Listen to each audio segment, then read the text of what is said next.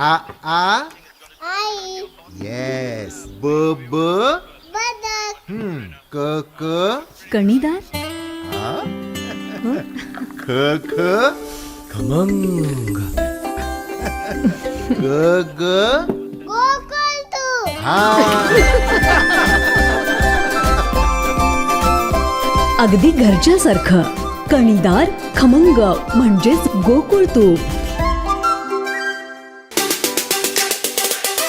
आरक्षण आमच्या हक्काचे नाही कुणाच्या बापाचे. आरक्षण आमच्या हक्काचे नाही कुणाच्या बापाचे. कोण सांगते देणार नाही घेतल्याशिवाय राहणार नाही. कोण सांगते देणार नाही घेतल्याशिवाय राहणार नाही. जय जय जय जय जय भवानी. जय जय जय जय जय शिवाजी. जय जय जय जय जय भवानी. जय जय जय जय जय शिवाजी. जय जय जय जय जय शिवाजी. जय जय जय जय जय भवानी. जय भवानी. जय शिवाजी. लाल मराठा. लाल मराठा. आरक्षण आमच्या हक्काचे नाही कुणाच्या बापाचे. आरक्षण आमच्या हक्काचे नाही कुणाच्या बापाचे. कोण सांगतोय देणार नाही घेतल्याशिवाय राहणार नाही. कोण सांगतोय देणार नाही घेतल्याशिवाय राहणार नाही. आगे बढ़ो तू आगे बढ़ो. हम तुम्हारे साथ हैं. ऊंट मराठा दादा हो. आरक्षणाचा दादा हो.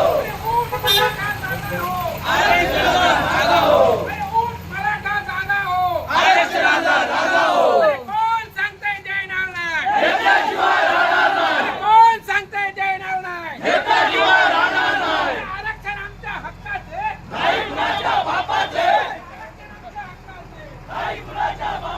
पावन झालेल्या नागझरी भूमीत आणि दानोली भूमीत तसेच श्रीदेवी स्वयंभू आणि आईदेवी कार्लाई तसेच देवसी गावाची ग्रामदैवत, त्याचप्रमाणे ओवळे गावची ग्रामदैवत आणि श्रीदेव पाटेकर, श्रीदेव उपरलकर आणि श्रीदेव माऊली या सर्व देवतांसमोर नतमस्तक होऊन अखंड महाराष्ट्राचे हिंदुस्थानचे आराध्य दैवत छत्रपती शिवाजी महाराज यांच्यासमोर नतमस्तक होऊन आज जी देवसू, ओळीये, दानोली, केसरी म्हणजे 5 गावांनी जे एकत्र येऊन या ठिकाणी कॅन्डल मार्च करण्याचं ठरवलेलं आहे. त्यानिमित्ताने सावंतवाडी तालुका मराठा समाजाचा अध्यक्ष, सकल मराठा समाजाचा अध्यक्ष या नात्याने या ठिकाणी उपस्थित आहे. मित्र हो, मराठा समाजासाठी मनोज जरांगे पाटील गेले 1 महिनाभर लढत आहे. मनोज जरांगे पाटील यांची वैयक्तिक लढाई नाही आहे, कुटुंबाची लढाई नाही आहे. तो आज समाजासाठी लढतोय. मुलाबाळांना घरदार, जो पत्र्याच्या घरात राहतोय, 2 लहान त्याची मुलाबाळ आहेत, त्या मुलाबाळांना सोडून तो आपल्यासाठी लढतो. ही आर पारची लढाई आहे. मित्र लक्षात ठेवा, आता नाही लढाई आपल्याला जिंकायलाच पाहिजे. त्यासाठी गावागावातून उठाव व्हायला पाहिजे. म्हणून मी सर्वप्रथम मत मांडलं की प्रत्येक गावाने आपण जागृत व्हायला पाहिजे आणि प्रत्येक गावात या बाबत उठाव व्हायला पाहिजे. हे सर्वप्रथम मी मत मांडलं. जिल्हाध्यक्षाने पण विरोध केला. मी जिल्ह्यात येऊन आंदोलन करण्यापेक्षा प्रत्येक गावातल्या सह्याद्री पट्ट्यातील माझा मराठा समाज जागृत व्हायला पाहिजे. आज ओपन जागा त्या ठिकाणी सगळेजण घुसतात, पण तुम्हाला आरक्षित जागेत मराठ्याने घुसता येतं का? नाही. म्हणजे ओपन जागेत जाऊन ओबीसी लढू शकतो, इतर समाजाचे लढू शकतात, पण आपण ओबीसी जागेत जाऊन लढू शकतो का? नाही. म्हणजे सगळीकडे मराठ्यांवर अन्याय का? ज्यावेळी मी आपल्या केसरी कुंकेरीचे निवेदन घेऊन ज्यावेळी सावंतवाडी पोलीस स्टेशनला गेलो, त्याने ऋषिकेश अधिकारी हे पोलीस इन्स्पेक्टर आहेत, ते म्हणाले मी आणि माझा मित्र, वर्गमित्र DYSP परीक्षा दिली, मला 812 मार्क मिळाले आणि माझ्या मित्राला 413 मार्क मिळाले. तो DYSP परीक्षा अनुसूचित जातीमध्ये असल्यामुळे तो पास झाला आणि DYSP झाला, तो SP आहे आणि हे PI झालं. अजून हा ओपन मध्ये असल्यानंतर मराठा समाजावर अशा प्रकारे अन्याय होतो. आपण अनेक गावात बघितलं, मराठा हा 12 बलुतेदारांना बरोबर घेऊन चालणारा मराठा समाज. कधी जातीपातीचं राजकारण मराठा समाजाने, आपले अग्रवाल साहेब म्हटलं, माझ्या मराठा समाज सावंतवाडी तालुक्याचं मी सांगतो, माझ्या सावंतवाडी तालुक्याचा मराठा समाज कधी हातात दगड धोंडे घेऊन रस्त्यावर उतरणार नाही. आम्ही सनदशीर मार्गाने लढणारे आहोत. माझा मराठा समाज शेती करणार आहे. शेतीमधून संध्याकाळी दमून भागून माझा मराठा समाज घरी येतो. त्यानंतर सगळं आपलं आवरून समाजासाठी वेळ देतो. त्यामुळे माझ्या मराठा समाजावर केसेस झालेला मलाही चालणार नाही. काही माझ्या मुलाबाळांचं भवितव्य आहे, त्यांना अशा गुन्ह्यात मला अडकवायचं नाही.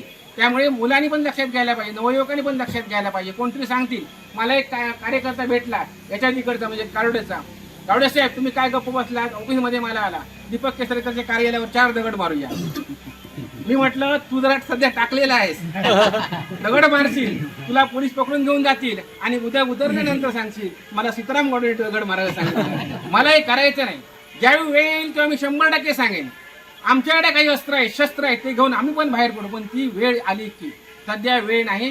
सध्या वेळ शांततेची आहे, संयमाची आहे. आपल्याला आरक्षण मिळणारच आणि आरपारची लढाई आहे. मनोज जरांगे पाटील यांना साथ देण्यासाठी प्रत्येक सह्याद्री पट्ट्यातील माझा मराठा जागृत जायला पाहिजे, पेटून उठायला पाहिजे. आणि आपल्या घरातली लढाई आहे, माझ्या मुलाबाळांसाठी लढाई आहे. माझी अर्धी लाकडं मशनात गेली, मला आता आरक्षणाचा काय फायदा होणार नाही, पण माझा फायदा भविष्यात माझ्या मुलांना, त्यांच्या मुलांना होणे, पिढ्यानपिढ्या जो चालत राहील, यासाठी ही लढाई लढायची आहे. आपली मुलं 90% गुण मागे राहतात. 60% 40% घेतलेला मुलगा शासनाच्या फुकट मोफत योजनेत शिकतो आणि माझ्या मुलाला 2 लाख 5 लाख 10 लाख डोनेशन घेऊन शिकावं लागतं. ही आपली शोकांतिका आहे. आमचे दिवसभरातले सर्व अपडेट्स, ताज्या घडामोडी आणि थेट लाईव्ह पाहण्यासाठी सबस्क्राईब करा, लाईक करा कोकणचं नंबर 1 महा चॅनल कोकणसाद लाईव्हचं YouTube चॅनल.